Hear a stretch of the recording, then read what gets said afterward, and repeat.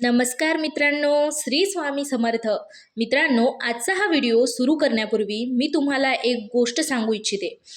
कधी कधी आयुष्यात असा काळ येतो जेव्हा सर्व काही सुरळीत चाललेले असतानाही अचानक अडथळे, गैरसमज किंवा अनपेक्षित खर्च आणि मानसिक ताण वाढल्यासारखे वाटू शकते.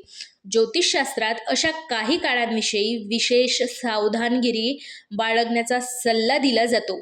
अमावस्येपर्यंतचा हा काळ काही लोकांसाठी आत्मपरीक्षण, संयम, विचारपूर्वक निर्णय घेण्याचा असू शकतो. याचा अर्थ प्रत्येक व्यक्तीला नक्कीच वाईट अनुभव येतील असा नाही, पण काही राशींनी या काळात घाईघाईने निर्णय घेणे, अनावश्यक वाद घालणे किंवा मोठे आर्थिक धोके पत्करणे टाळणे हिताचे मानले जाते. आजच्या व्हिडिओमध्ये आपण अशाच 3 राशीबद्दल बोलणार आहोत. या राशींनी कोणत्या गोष्टीकडे विशेष लक्ष द्यावे, कोणत्या परिस्थितीत शांत राहावे, फायद्याचे ठरू शकते आणि कोणते छोटे सकारात्मक उपाय मनाला बळ देऊ शकतात हे आपण सविस्तर पाहणार आहोत.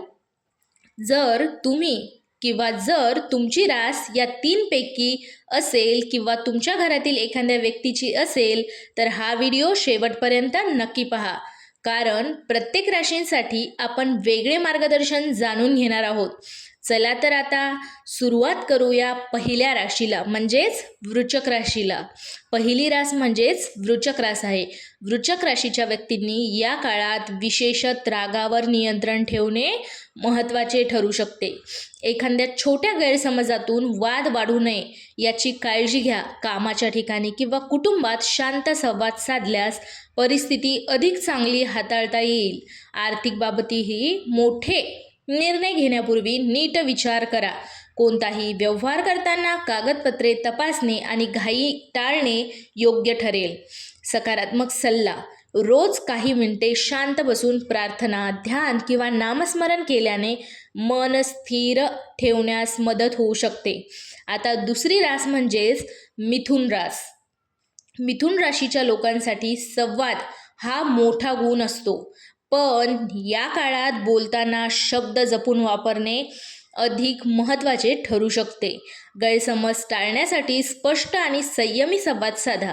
काम असल्यास किंवा व्यवसाय किंवा शिक्षणात नवीन संधी दिसल्या तरी प्रत्येक गोष्ट पडताळून पाहूनच पुढे जा.